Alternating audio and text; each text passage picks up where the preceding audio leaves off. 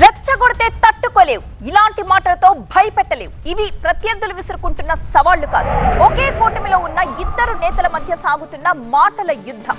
ఒకప్పటి ప్రత్యర్థులు, ఇప్పుడు కూటమి పార్టీ సహచరులుగా ఉన్న ఆ నేతల మధ్య డైలాగ్ వార్ అంతకంతకు ముదిరిపోతోంది. నా సహనాన్ని చేతకానితనం అనుకోవద్దని ఒకరంటుంటే, నా ప్రయత్నాల్ని అడ్డుకోవడం ఎవరి తరం కాదని మరొక నేత సవాల్ విసురుతున్నారు.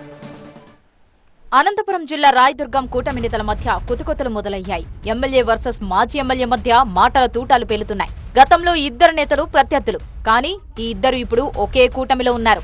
అయినా ఇద్దరి మధ్య గత వైరం అలాగే కొనసాగుతున్నట్టు ఇరువురి మాటలను బట్టి అర్థమవుతోంది. కూటమి అధికారంలోకి వచ్చిన తర్వాత తాను కాపు రామచంద్రారెడ్డి పేరు ఎప్పుడూ ప్రస్తావించలేదన్నారు టీడీపీ ఎమ్మెల్యే కాల్వ శ్రీనివాసులు. తమ పార్టీకి చెందిన కొందరు ఆయనపై సోషల్ మీడియాలో పోస్టులు పెట్టి ఉండొచ్చు అన్నారు. కాపు రామచంద్రారెడ్డి పేరు పెట్టి ఒక పల్లెత్తు మాట అనడం కానీ, లేకపోతే అతన్ని విమర్శించడం కానీ, అతని పైన ఆరోపణలు చేయడం కానీ చేయాలి.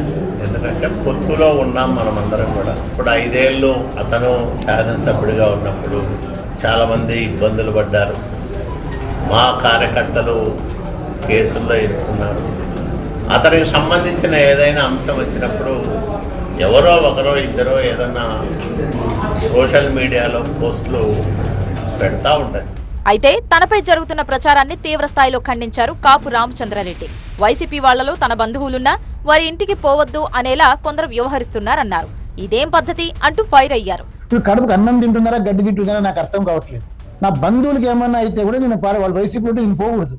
వీళ్ళు చెప్పేది ఏమంటే రాజకీయాలంటే ఎప్పుడు కత్తలు కట్టుకొని ఉండాల, బంధువుల పైన కూడా ద్వేషమే సాధించుకోవాలి. ఇదే నా చెప్పే రాజకీయం అనేది.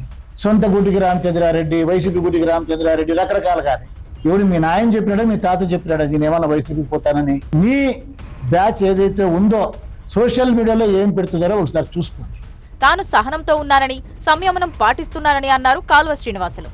ఇది మళ్లీ పునరావృతమైతే తన రియాక్షన్ తీవ్రంగా ఉంటుందని హెచ్చరించారు. నేను సహనంతో ఉన్నా, సంయమనం పాటిస్తున్నా, చేత కాదు. ఇట్లాంటి సందర్భంలో ప్రతిసారి నా మీద ఇష్టం వచ్చినట్లు మాట్లాడడం, వ్యక్తిగతమైన నిందలు వేయడం, రాయదుర్గంలో ఏదో జరిగిపోతుందనే దుష్ప్రచారం చేయడం అనేది మంచి పద్ధతి కాదు. ఇంకోసారి ఇది పునరావృతమైతే మాత్రం నా రియాక్షన్ చాలా తీవ్రంగా ఉంటుంది. అయితే తాను బీజేపీని బలోపేతం చేసేందుకు ఏదైనా చేస్తానన్నారు కాపు రామచంద్రారెడ్డి. ఇది ఆపడం ఎవరి వల్ల కాదని, ఇందుకోసం వాళ్ల చేతనైంది చేసుకోవచ్చు అన్నారు. బీజేపీ బలపడకూడదు, మీ చెప్పు చేతుల్లో ఉండాలని మీరు కోరుకుంటే అది సాధ్యమయ్యే పని కాదు.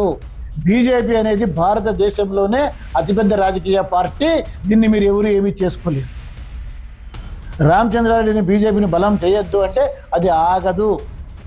ఈ రోజు నుంచి చెప్తున్నా, ఇంకా ఎక్కువ చేస్తాను నేను ఈ రోజు నుంచి. మీకు చేతనైనది మీరు చేసుకోండి కావాలంటే. మొత్తానికి ఒకప్పుడు ప్రత్యర్థులు, ఇప్పుడు ఒకే కూటమిలో ఉన్న కాల్వ శ్రీనివాసులు, కాపు రామచంద్రారెడ్డి మధ్య సాగుతున్న మాటల యుద్ధం ఎంతవరకు వెళ్తుందో అనే చర్చ జిల్లా రాజకీయాల్లో జోరుగా సాగుతోంది.